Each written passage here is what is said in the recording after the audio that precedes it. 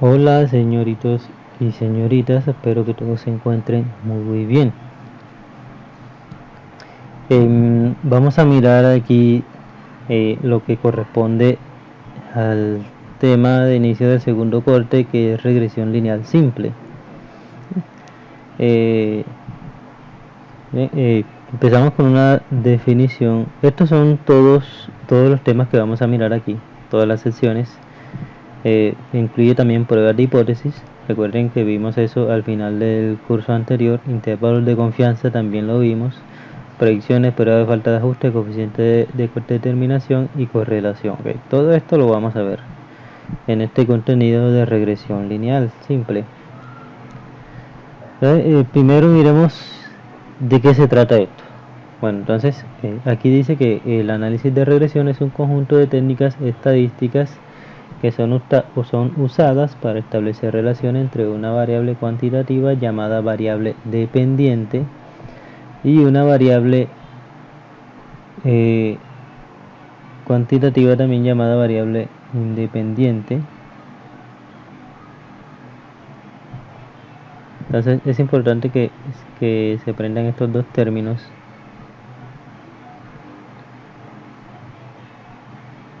Variable dependiente y variable independiente. Generalmente la variable dependiente la vamos a denotar con la letra y la variable independiente se denotan con la letra X. Eso es lo que se acostumbra.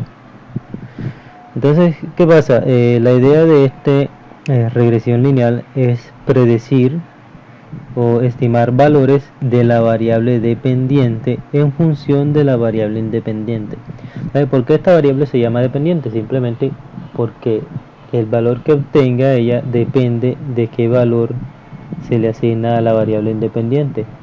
Por eso esta variable depende de X, Y depende de X, por eso se llama así.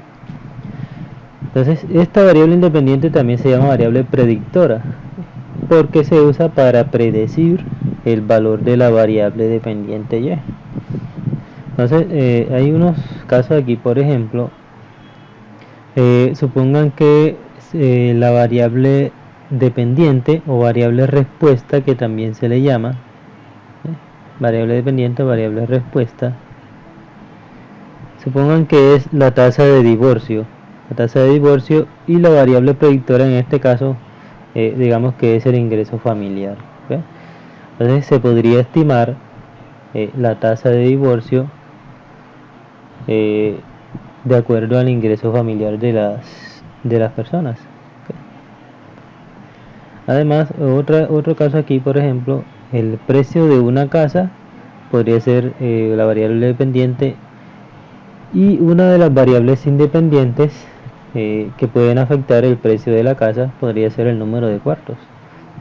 El precio de una casa puede variar de acuerdo con el número de habitaciones que tenga, o puede ser el número de baños o el tiempo, los años de antigüedad de la casa. Dependiendo qué tan antigua o qué tan nueva sea la casa, su valor puede cambiar. Entonces la idea es tratar de predecir o de estimar el precio de una vivienda variando alguna de estas variables. Por ejemplo, en este tema del coronavirus que está dando ahora, imagínense que, por ejemplo, si quisieran estimar la cantidad de personas que pueden morir, ojalá y no, bueno, el número de muertes, esa sería la variable respuesta, el número de muertes. Una variable explicativa podría ser el número de infectados, ¿cierto? Pues, entre más infectados haya, pues se espera que haya más muertes, que eso es precisamente lo que está pasando ahora. Entonces la idea es esa, obtener valores de la variable respuesta en función de una variable predictora o variable explicativa. No se les vaya a olvidar esos dos términos, que son bastante importantes. Entonces hay 3 puntos aquí a resaltar. Por ejemplo, la predicción, bueno, principalmente es para lo que se hace en estos modelos. Entonces, el objetivo es pronosticar valores de la variable respuesta para valores futuros de las variables predictoras, que es lo que veníamos mencionando ahorita. Dice para valores más allá del rango de las variables predictoras. O sea, ustedes cuando se toma una muestra van a tener cierta cantidad de valores que están entre un valor mínimo y un valor máximo.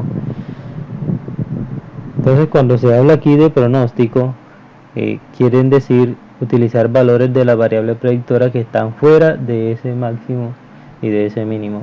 En ese caso se habla de pronóstico. Si están dentro de los valores, se les llama estimación.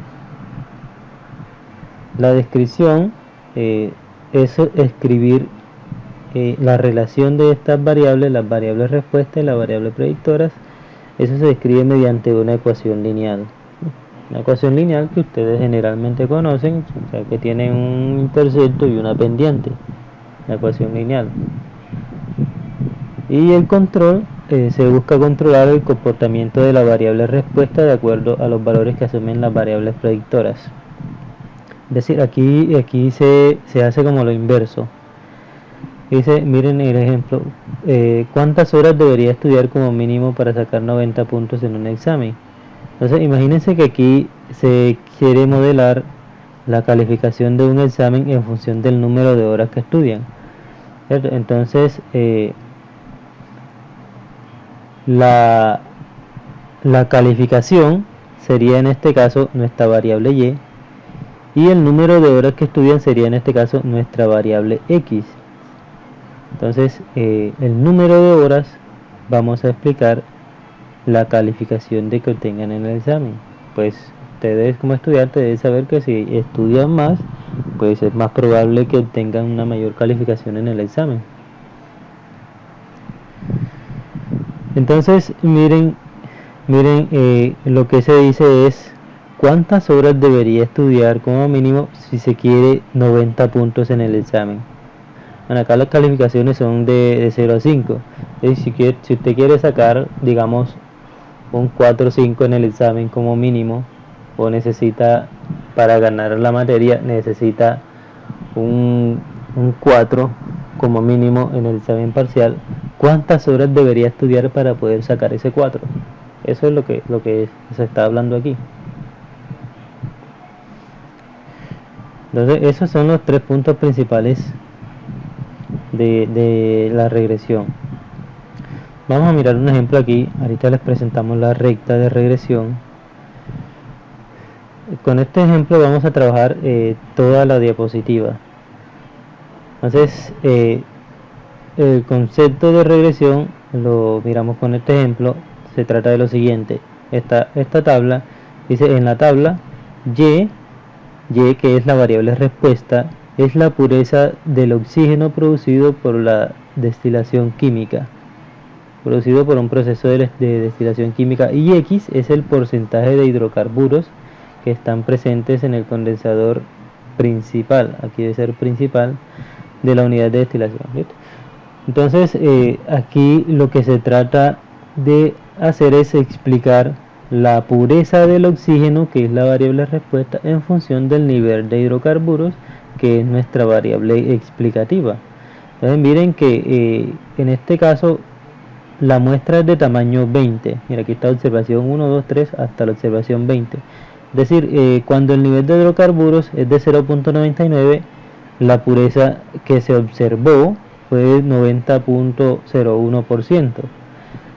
Cuando el nivel de hidrocarburos está en 1.02%, la pureza que se observó fue de 89.05%. Entonces, para cada porcentaje del nivel de hidrocarburos se va a obtener o a observar un valor del nivel de pureza. Entonces, estos son unas parejas, son parejas ordenadas X y Y. Para cada valor de X, su correspondiente valor de Y. Entonces, este es un ejemplo donde se aplica regresión lineal. Miren aquí, este se llama diagrama de dispersión. Simplemente lo que se hace es graficar esos puntos en un plano cartesiano X y Y, el eje X y el eje Y. En el eje X naturalmente ubicamos la variable X y en el eje Y pues ubicamos la variable Y. Y esos punticos pues simplemente son los puntos gráficos. Por ejemplo, 0.99 y 90.1. Por aquí está, debe ser este 0.99 y 90.1. Debe ser como este punto. Debe ser este puntico. Este es el puntico que corresponde a la primera observación. Ese.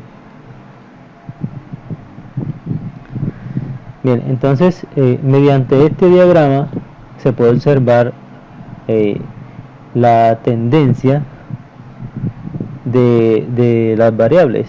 Miren que es creciente, es una tendencia creciente. En ese caso se dice que las variables están directamente relacionadas. ¿Qué quiere decir? Que a mayor nivel de hidrocarburos se va a obtener una mayor pureza del oxígeno. En cambio, si estuviese fuera decreciente, entonces ya en ese caso se dice que las variables están inversamente relacionadas, ya que al aumentar una, la otra disminuye, pero en este caso aumenta X, también aumenta Y. La relación es directa, están directamente relacionados. Bueno, entonces aquí ya empezamos con lo que es la ecuación lineal. Esta ecuación lineal representa la relación entre X y Y. Tiene esta forma. Miren que tiene aquí dos parámetros. Este parámetro se llama beta 0 y este beta 1. Si observan bien, es una ecuación lineal. Entonces lo que representa es el valor esperado de la variable respuesta para un valor dado de X. Entonces ese valor esperado de la variable respuesta simplemente es beta 0 más beta 1 por X. Donde este beta 1, el que está aquí, es el coeficiente de la variable X. Se le llama pendiente de la recta. Saben que en una ecuación lineal, toda ecuación lineal tiene una recta, y la pendiente es el grado de inclinación de esa recta. Obviamente, si una recta entre más inclinada esté, pues mayor va a ser la pendiente. Y si es decreciente, entonces la pendiente pues debe ser negativa. Ahora bien, el beta 0 recibe el nombre de ordenada. Es la ordenada en el origen, o también recibe el nombre de intersecto. Es decir, ese es el valor donde la recta se corta con el eje Y.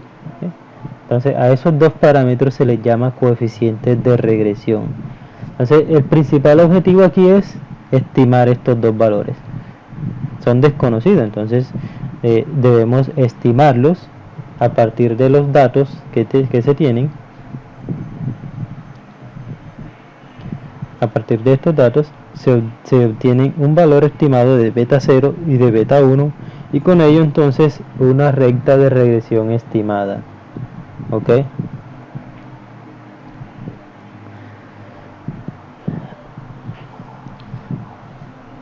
Bueno, entonces miren este modelo. ¿Cuál es la diferencia entre aquel y este? Pues simple. Este que está acá es la respuesta promedio, valor esperado. Es decir, si ustedes aplican a esta ecuación el valor esperado, se va a obtener esta que está acá. Eso viene por unas propiedades distribucionales de este término que se llama error. Error. Y vamos a ver más adelante, a más detalle, otras propiedades de este error, pero por lo pronto es suficiente con estas dos propiedades. El valor esperado, bueno, este error es una variable aleatoria que tiene valor esperado 0 y varianza sigma cuadrado. Para cada observación de estas va a generar un error. ¿Ok? Bueno, entonces este valor esperado se obtiene de la siguiente manera.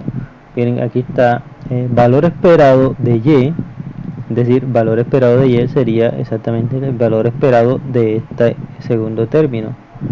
Entonces el valor esperado de esto, pues aquí lo único que es una variable, porque beta 0 es constante, beta 1 es una constante y x también es una constante.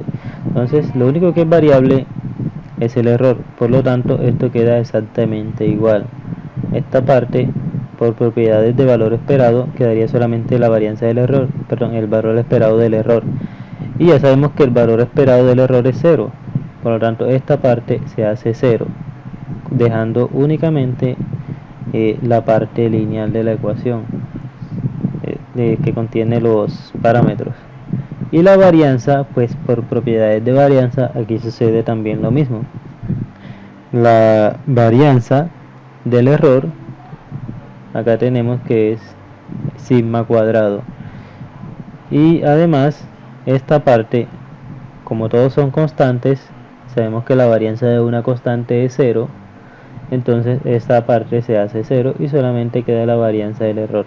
Es decir, el valor esperado o el promedio de la variable respuesta se puede escribir mediante una ecuación lineal que incluye la variable y los parámetros, y la varianza simplemente es la varianza del error. Entonces esto que está aquí es el modelo poblacional, ¿okay? Este es el modelo poblacional y este que está acá es el modelo muestral. Entonces como esos parámetros son desconocidos, entonces lo que tenemos que hacer es estimar esa recta de regresión mediante la estimación de estos parámetros. Ustedes pueden ir aquí leyendo todo esto a más detalle, ¿sí? Entonces miremos qué significan estos parámetros. El beta 1, que es la pendiente, representa el cambio en la respuesta promedio de y para un cambio unitario de x. Es decir, por una unidad que aumente la variable x en el modelo, aquí, por una unidad que aumente la variable x, la respuesta promedio de y se aumentará en un factor de beta 1, ¿sí? En un factor de beta 1. Por cada unidad que aumente x, la variable y aumentará en un factor de beta 1. Ahora bien, el beta 0, como es el intercepto, simplemente es lo que representa el valor promedio cuando la variable x se hace 0. Miren que como es el intercepto, acá donde se cruza con la recta y, es para el caso simplemente cuando la variable x toma el valor de 0 aquí. Entonces en ese caso y toma el valor de beta 0, aunque en algunos modelos ustedes van a encontrar que no tiene sentido en términos prácticos ese valor de beta 0. Por ejemplo, si ustedes están en un cultivo, digamos de naranjas, tienen muchos árboles de naranjas, pues naturalmente a mayor árboles sembrados, pues mayor va a ser el número de frutas recolectadas, ¿cierto? Pero ¿qué pasa si el beta 0 les da, por ejemplo, un número, digamos 100 en el modelo? Si ustedes van a aplicar número de naranjas cosechadas en función del número de árboles cultivados, y que en el modelo el beta 0 les dé 100, entonces ¿qué pasa si reemplazan x por 0? O sea, reemplazar x por 0 significaría sembrar 0 árboles. Entonces para x igual 0, la variable respuesta tomaría el valor de 100, significa que si siembras 0 árboles vas a obtener en promedio 100 naranjas, pero eso no tiene sentido. Entonces en esta forma muchas veces este beta 0 pierde sentido. Entonces hay que tener mucho cuidado con esas interpretaciones. La variabilidad de y, recuerden que es sigma cuadrado. La variabilidad de y es determinada por sigma cuadrado, que es lo que vimos aquí, ¿cierto? La variable de y, la varianza de y es sigma cuadrado. Entonces en la variable x, principalmente lo que trata es de describir el comportamiento de la variable y, ¿okay? Entonces para cada valor de x, existe una distribución de la variable y. Ahorita hay un gráfico aquí, ahorita lo miramos, y hay otro punto aquí que la varianza de la distribución es la misma en cada x. La varianza de esta distribución y es la misma en cada x. Entonces miren este gráfico que trata principalmente explicando los dos últimos puntos. Miren que para cada valor de x, si le damos el valor a x1 en el modelo, entonces el valor de y puede tomar cualquiera dentro de esta distribución de probabilidad, que es la distribución normal que ya conocen. Puede tomar cualquier valor allí. Igual si reemplazan a x2 puede tomar cualquier valor. Entonces miren que la varianza de cada una de estas distribuciones es exactamente la misma, es decir, sigma cuadrado. Y el promedio está determinado por la ecuación lineal, la ecuación de la recta, miren, mu sub y. Entonces recuerden que la distribución normal tiene dos parámetros, que es media y varianza. Entonces para cada valor de x, la distribución de la variable respuesta es normal, con promedio esta ecuación, y varianza, la varianza de los errores, es decir, sigma cuadrado. Listo. Entonces ahora, ¿cómo determinamos esa recta? ¿Cómo saber cuáles son los valores de los parámetros estimados? Miren esta recta que está aquí, ¿sí? Los puntos azules son los mismos puntos que están acá en el diagrama de dispersión. Es el mismo diagrama, nada más que allá tiene la recta de regresión, y además quise graficar los errores aquí. Miren que aquí está,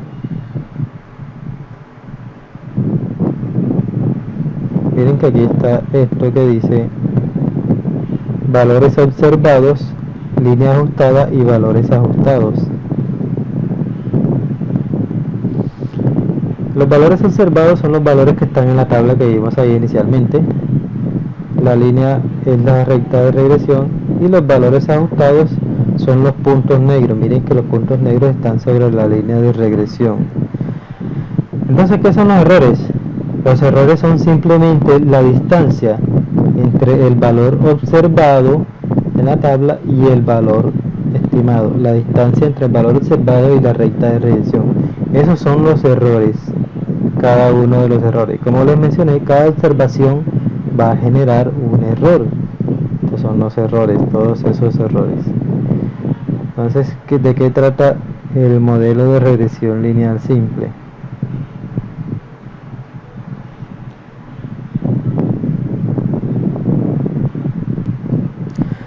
Pues de estimar la recta que mejor se ajuste a todos los datos. Miren, aquí dice: las estimaciones de beta 0 y beta 1 deberán de alguna manera dar como resultado la recta de mejor ajuste para los datos.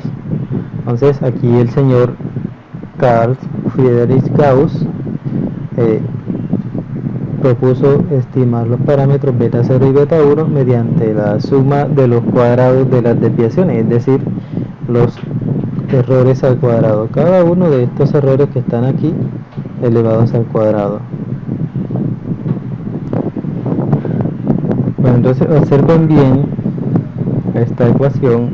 La estimación se haría mediante el método de los mínimos cuadrados, el método de mínimos cuadrados, que lo que hace es hacer mínimo la suma de cuadrados de los errores. Ahora, ¿quiénes serían los errores? Observen bien esta ecuación y esta parte de aquí. Esta parte de aquí, si la echamos para este lado, pasaría negativa. Entonces me quedaría y menos esta parte, y menos esto, y de este lado solo quedaría el error. Bueno, esos son los errores que se van a minimizar. Miren que aquí está y menos esa parte, que es lo que corresponde al error elevado al cuadrado. Entonces aquí, bueno, a esta suma la llamamos L, simplemente le damos un nombre L, que es la suma desde igual 1 hasta n de los errores. N es el tamaño de la muestra, la cantidad de datos que hay allá. Entonces el error se puede escribir como y menos el valor esperado de y, que es esto mismo que está aquí. Miren que esto que está beta 0 más beta 1 por xi es el valor esperado de y. Esto, miren, beta 0 más beta 1 por x es el valor esperado de y. Por lo tanto, escribir esto que está aquí, esto equivale a escribir esto y viceversa. Entonces los errores están al cuadrado, por lo tanto estas cantidades van al cuadrado. Luego el método de mínimos cuadrados nos va a estimar cuál es el valor de beta 0 y cuál es el valor de beta 1 que hacen que esta suma de cuadrados sea lo más pequeño posible. Es decir, ¿qué es lo que quiere hacer el método? Minimizar estas distancias. Recuerden, estas distancias son los errores. Entonces, mediante la minimización de esas distancias, el método lo que hace es ajustar la recta que más se acerca a todos los puntos al mismo tiempo. La recta que más se acerque a todos los puntos al mismo tiempo, que esa es la recta de mínimos cuadrados. ¿Ok? Eso se hace pues derivando. Aquí hay que usar derivadas parciales. La derivada de esta ecuación, la derivada de esa ecuación con respecto al parámetro beta 0, que eso es notación de derivadas parciales. Eso lo ven ustedes por allá en cálculo vectorial, creo. Bueno, en fin, este resultado sería la derivada con respecto a beta 0, y eso se iguala a 0, que es el procedimiento para maximizar o minimizar una ecuación. Igual para la derivada con respecto al parámetro beta 1 es esto, y se iguala a 0. Luego lo que se hace en estos casos para minimizar o maximizar una ecuación es despejar los parámetros que se quieren estimar. Miren que aquí ya cuando se iguala a 0, ya al parámetro se le coloca el gorrito que indica que ya está estimado. Aquí ya está estimado. Lo único que hay que hacer es despejarlo para saber cuál es el valor. Igual aquí beta 1. Entonces si despejan eso de allí, aquí les van a quedar primero estas ecuaciones que se llaman ecuaciones normales. Eso sale de colocar esa sumatoria, distribuirla dentro del paréntesis. Distribuir esa sumatoria dentro del paréntesis para este y para este término. E igual acá en el otro caso. Resultan estas dos ecuaciones. Estas ecuaciones se llaman ecuaciones normales. Miren que aquí están estas sumatorias, la sumatoria de los y, la sumatoria de los x, la sumatoria de los x, la sumatoria de los x al cuadrado, la sumatoria de los x por y. En este caso, esto es lo que va a tocar calcular para hacer todo el procedimiento del cálculo. Entonces, si despejan de aquí a beta 0 y a beta 1 de esas ecuaciones, les va a quedar lo siguiente. El estimador del parámetro beta 0 es resulta esta ecuación. El beta 0 estimado es y barra el promedio de la variable y menos el parámetro beta 1 estimado por el promedio de la variable x. Entonces, para saber quién es beta 0 necesitamos saber cuánto vale beta 1, y en la estimación de beta 1, que es sería esto que está aquí. La estimación de beta 1 es SXY sobre SXX. La fórmula para esto sería esta que está aquí. Miren, la sumatoria de x por y menos n por x barra por y barra, y abajo SXX es esta fórmula. Entonces, calculando eso, se obtienen las estimaciones de beta 0 y beta 1. Naturalmente habría que estimar beta 1 primero para después estimar beta 0. Y con eso entonces tendríamos la recta de mejor ajuste. La recta de mejor ajuste. Entonces, ¿qué es la recta de mejor ajuste? Entonces, me voy a devolver acá un momento. La recta de mejor ajuste. Entonces, imagínense que ustedes tienen los datos aquí originales. Con esos datos ustedes pueden estimar cualquier recta, digamos una recta así, se puede estimar otra recta. En realidad allí hay infinitas rectas que se pueden usar para estimar esa línea. Bueno, en general la estimación de mínimos cuadrados es la mejor de esas rectas entre todas, la mejor entre todas. Como les mencioné, la recta que hace que estos errores sean lo más pequeños posibles, todos al mismo tiempo, que es la recta de mejor ajuste. Entonces, para cada observación de estas, para cada observación que está en la tabla original, el valor estimado de Y va a ser el valor estimado en la ecuación más el error, es decir, el valor observado, el que está en la tabla, por ejemplo, voy a volverme este valor 9.01. Para obtener ese 9.01, ese 90.01, habría que reemplazar x por 0.99 y a eso reemplazamos x por 0.99 y a eso le sumamos el error que resulta de estimar este valor por medio de la ecuación, porque si reemplazan aquí x por 0.99, aquí les va a dar un valor estimado de la pureza del oxígeno, pero el valor real que está en la tabla en realidad sería el valor estimado, que es esta parte, más el error. Miren que el error simplemente es la diferencia entre el valor real y el valor estimado. Entonces este se le llama residual, que en realidad es un error estimado, porque estos errores que están aquí, estos errores son poblacionales, pero estos que están acá son estimados, son errores estimados.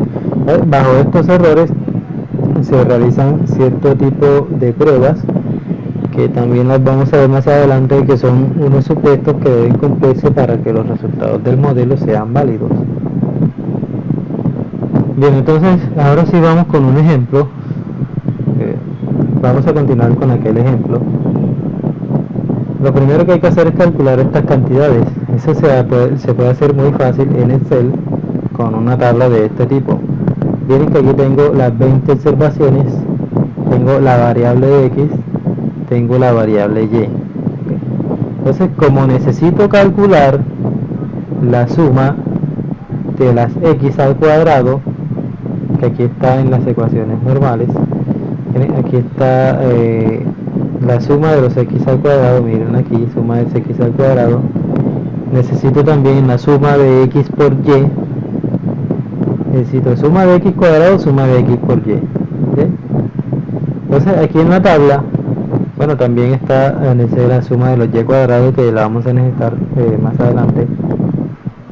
En esta tabla entonces la columna x cuadrado simplemente es este valor elevado al cuadrado a 0.98, 1.02 elevado al cuadrado a 1.04 y así sucesivamente. También para los valores de y sería este valor elevado al cuadrado me da esto, 89.05 elevado al cuadrado me da esta cantidad. Y la última columna simplemente es el producto de cada valor de x por su respectivo valor de y. Miren que aquí al final dice total. Ese total es lo que valen las sumatorias. Es decir, la sumatoria de todos los x es 23.92, la sumatoria de todos los y es 18.4321, y así con las otras variables, que eso es lo que se reemplaza aquí. N es el número de datos que tenemos, que son 20. La sumatoria de los x, desde el primer valor de x hasta el valor número 20 de x, ese es esta I, va desde 1 hasta 20.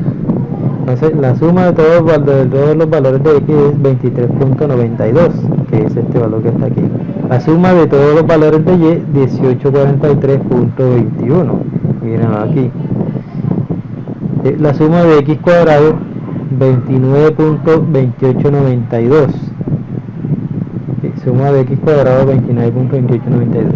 También la suma de Y cuadrado y la suma de X por Y. Ahora necesitamos también el promedio.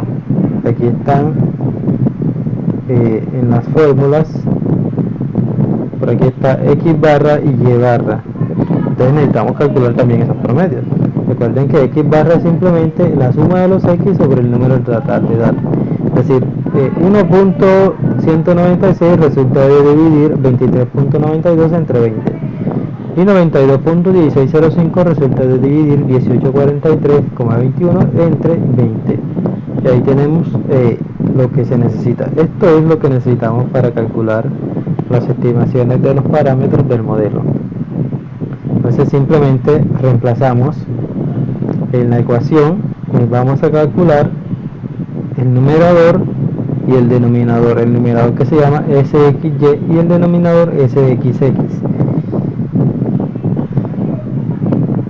Entonces SXY, que es sumatoria de X por Y menos N multiplicado por X barra multiplicado por Y barra. Sumatoria de X por Y es esto de cantidad menos N, que vale 20, por X barra, que es esto, por Y barra, que es esto, y esto da esta cantidad.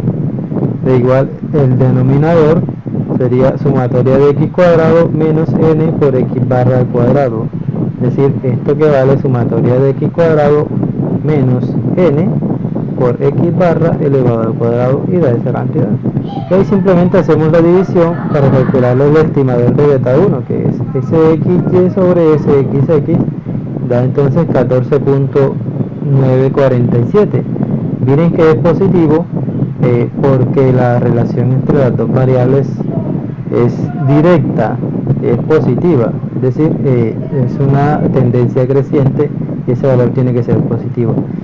Después que hallamos beta 1, entonces hallamos beta 0 mediante la ecuación Y barra menos el valor estimado de beta 1 por X barra. Reemplazamos todos esos valores y obtenemos la estimación de beta 0, que es el intercepto, que es el valor que toma la variable respuesta cuando X vale 0. Entonces el modelo estimado quedaría de la siguiente manera. X, que es el porcentaje de hidrocarburos, y Y, que es el nivel de pureza del oxígeno. Entonces se estima que el nivel de pureza del oxígeno responde a la siguiente ecuación: 74.2839 más 14.947 por XY. O lo pueden escribir de esta manera, con los nombres de las variables. El porcentaje de pureza es igual a 74.2839 más 14.947 por el porcentaje de hidrocarburos. Y esta es la línea que corresponde a esta ecuación lineal. Entonces, para graficar la línea, simplemente vayan dándole valores a X, y anotando su correspondiente valor de Y, y les van a dar con dos punticos que grafiquen. Ya tienen para trazar la línea que pase sobre esos dos puntos. Ustedes saben graficar eso, ya en el curso de cálculo 1, todo eso es gráfica, eso es muy fácil. ¿Ok? Entonces, ¿qué significan estos parámetros? De acuerdo con lo que veíamos allá, recuerden que beta 1 es el cambio en la variable respuesta por cada unidad que se incremente la variable explicativa, o sea, X. Entonces el valor de beta 1 es 14.947. Recordemos que esto está en porcentaje. Entonces este valor de la pendiente indica que si el porcentaje de hidrocarburos se incrementa en una unidad, se consigue un incremento del porcentaje de pureza del oxígeno en 14.947, en un factor de 14.947. Esto es multiplicado, factor porque es multiplicado. ¿Okay? El valor de beta 0, que es 74.2829, representa el porcentaje de pureza del oxígeno cuando el nivel de hidrocarburos es 0. Para 0% en el nivel de hidrocarburos, se estima que la pureza del oxígeno será de 74.2839%. Esto está en porcentaje también. Y, por ejemplo, si queremos hacer una estimación, aquí, ¿qué pasa si el porcentaje de hidrocarburos es del 1%? Simplemente reemplazamos aquí donde dice XI, la reemplazamos por 0.01 y eso lo multiplicamos, o no, lo reemplazamos por 1 porque si estamos trabajando directamente en porcentajes, no lo reemplazamos por 0.01, lo reemplazamos por 1, ¿ok? 1. Entonces el nivel de pureza sería del oxígeno para un nivel de hidrocarburos del 1%, se estima en 83.29%. Entonces esto puede interpretarse como la verdadera pureza promedio cuando el valor de X es 1%. Entonces para cualquier valor que quieran estimar, digamos si quiere, ¿qué pasaría? ¿Cómo sería el nivel de pureza del oxígeno si el nivel de hidrocarburos fuera, por ejemplo, del 2%? Ya simplemente sería reemplazar aquí donde está X, colocamos un 2, multiplicamos este valor por 2 más este de aquí. Vamos a ver cuánto daría. Voy a abrir este hoja aquí un momentico. Este programa se llama R, que es bastante bueno.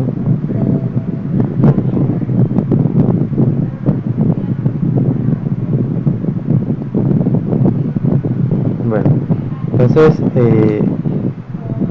vamos a ver, aquí sería 74.2839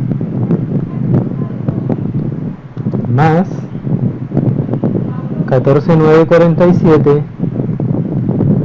por el nivel de hidrocarburos, que sería 2%.